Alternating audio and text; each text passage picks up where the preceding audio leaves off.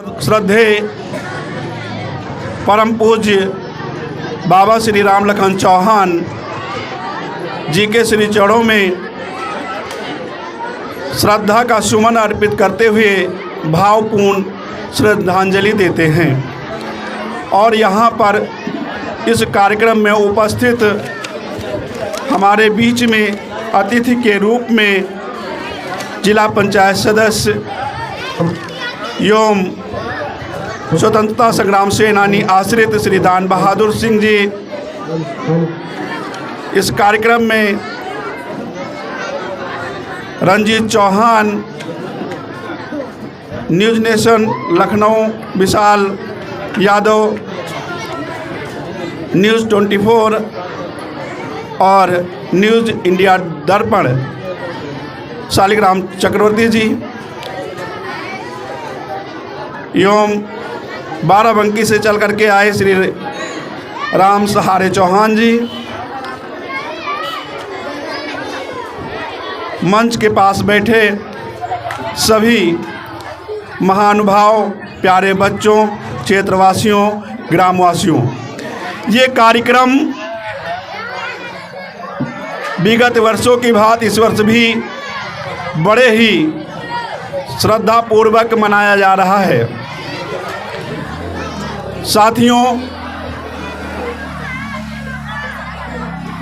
जब देश की आज़ादी हेतु थे हुए वीर कुर्बान, जब देश की आज़ादी हेतु थे हुए वीर कुर्बान, नम आँखों से याद करते हम वो स्वतंत्रता संग्राम, वो स्वतंत्रता संग्राम।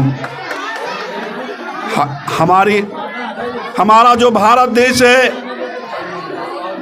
ये गुलाम कैसे बना, हम सभी लोग जानते हैं कि अंग्रेज सन 1600 ईस्वी में व्यापार करने के लिए भारत में आए। और कौन सा व्यापार? रेशम, कपास और चाय का व्यापार करने के लिए भारत में आए और यहाँ आकर के ईस्ट इंडिया कंपनी की स्थापना किया। अपना जब व्यापार बढ़ा लिया तो भारत में जो कहते हैं ना, पहले भारत सोने की चिड़िया कहलाती थी। क्यों कहलाती थी? क्योंकि भारत के अंदर अपार संपदा थी, सोने चांदी के खान थे। इस पर नज़र अंग्रेज़ों की हुई और इसको लूटने के लिए, इसको हथियाने के लिए तरह तरह के हथकंडे अपनाए गए। उनके मन में एक विचार आया कि भारत में बड़ी एकता है, बड़ा संगठन है, इस तरीके से हम भारत को लूट नहीं सकते हैं, भारत में शासन नहीं कर सकते हैं। इसलिए उन्होंने एक नीति अपनाई, फूट डालो और राज करो, फूट डालो और राज करो। और इस नीति की वजह से अंततः हमारा भारत देश गुलाम हो गया। जब हमारा भारत देश गुलाम हो गया, मेहनत हम करते थे लेकिन उसका फल चाहे वो लगान के रूप में हो हमको नहीं मिलता था, वो चाहे लगान के रूप में वसूलते रहे हों या हमारे मेहनत का जो भी जमा पूंजी रहती थी वो अंग्रेज लूट ले जाते थे और हमें सिर्फ अपना पेट भरने के लिए कुछ अनाज देते थे। तरह तरह की यातनाएं अंग्रेजों द्वारा हम हिंदुस्तानियों पर किया गया। जब हमारी भारत माता के लाल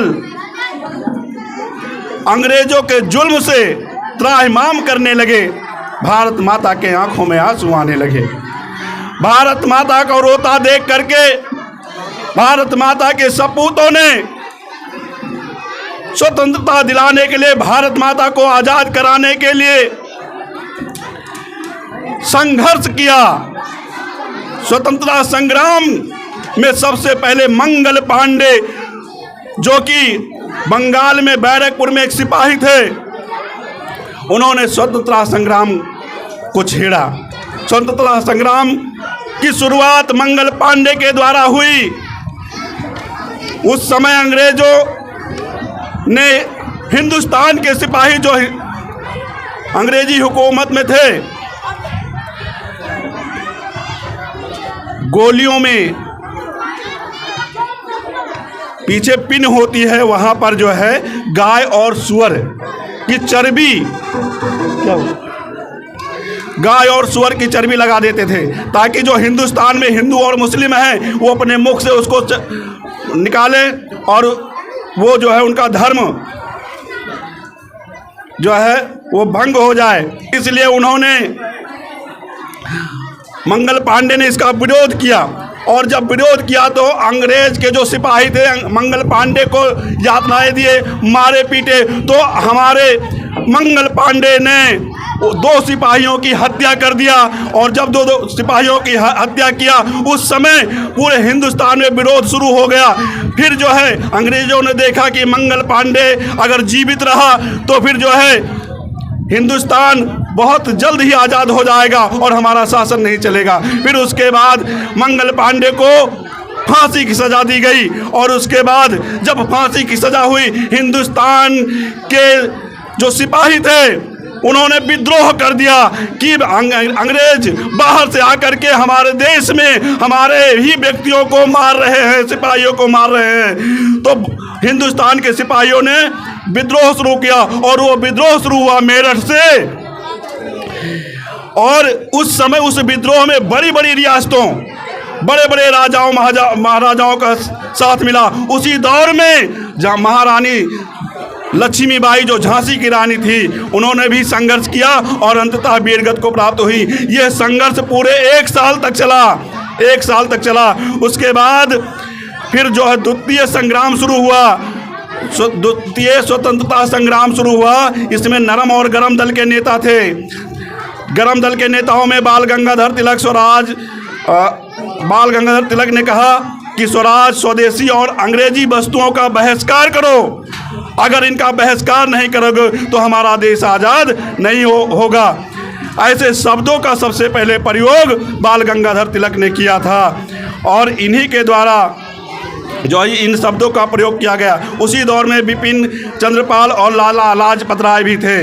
नरम दलों में उसके मुखिया महात्मा गांधी थे, जो कि 1915 में जो है भारत लौटे थे, वकालत की पढ़ाई करके भारत लौटे। और 1917 और 18 में चंपारण आंदोलन कर करके नील की खेती करने वाले किसानों पर अंग्रेजों द्वारा हो रहे अत्याचारों को बंद कराया। उसके बाद असहयोग आंदोलन 1920 से 1922 के बीच में चला, जो कि जिसमें स्वराज की मांग की गई। और दूसरा चरण जो था 1924 से 1934 चंद्रशेखर आज़ाद, राम प्रसाद बिस्मिल, भगत सिंह, राजगुरु, सुखदेव ने जो है इसमें संघर्ष किया। और इसी दौर में काकोरी कांड हुआ था, जिसमें लाहौर में सैंडर्स की हत्या की गई थी। साथियों, उसके बाद गांधी जी के द्वारा, महात्मा गांधी जी के द्वारा 12 मार्च 1930 में से लेकर के 6 मार्च 1930, जिसमें बाबा जी का बहुत ही सहयोग रहा, जिनके त्याग और बलिदान की वजह से महात्मा गांधी जी ने नमक सत्याग्रह आंदोलन को छेड़ा, जिसे दांडी यात्रा के नाम से भी जाना जाता है।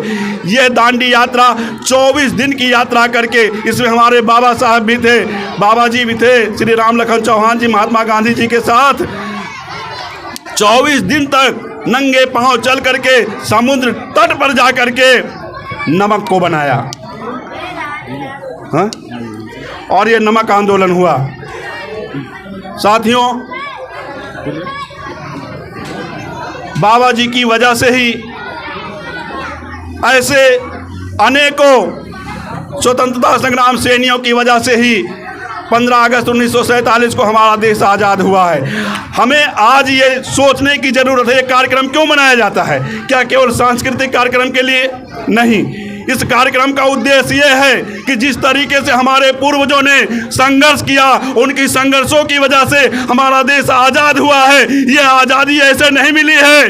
तिरंगे की आन बान और शान के लिए वीर सपूतों ने अपने प्राणों की बाजी लगा दी है।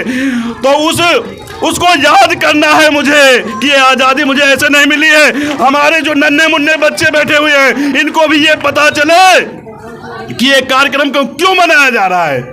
केवल नृत्य के लिए, केवल मनोरंजन के लिए नहीं बच्चों, ये कार्यक्रम आज जो हम स्वतंत्र रूप से मना रहे हैं, हम मंच पे आके डांस कर रहे हैं, अपनी बातों की अभिव्यक्ति की जो आज़ादी मिली है, इन सब की वजह ऐसे हमारे वीर सपूत, हमारे पूर्वजों की वजह से, जिन्होंने स्वतंत्रता दिलाने के लिए अपने प्राणों की आहुति दे दी है। बड़ी मुश्किल से हमें आज़ादी मिली है और इस आज़ादी को संभाल के रखना ये तुम बच्चों का काम है, क्योंकि आने वाली भविष्य आप ही हो। लाए हैं तूफान से कश्ती निकाल के, इस देश को रखना मेरे बच्चों संभाल के, इस देश को रखना मेरे बच्चों संभाल के। तिरंगे के लिए ना जाने कितने सैनिक आज भी मर रहे हैं, लेकिन अफसोस की बात है, मैं इस मंच के माध्यम से कहना चाहता हूं कि आज जो वर्तमान में राजनीति है वो जाति धर्म के नाम पर हो रही है। वोट पाने के लिए हिंदू को लड़ा रहे हैं, मुस्लिम और हिंदू को लड़ा रहे हैं। हिंदू कहता है मुस्लिम बुरा है, मुस्लिम कहता है हिंदू बुरा है।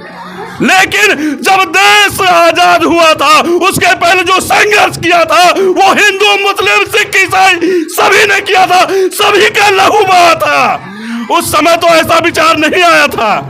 साथियों, कोई बुरा नहीं है। जब इंसान की नियत में कमी हो, खोट हो, वो बुरा है। ना हिंदू बुरा है, ना सिख, ईसाई, मुसलमान बुरा है। अरे बुराई पर जो उतर आए वो इंसान बुरा है।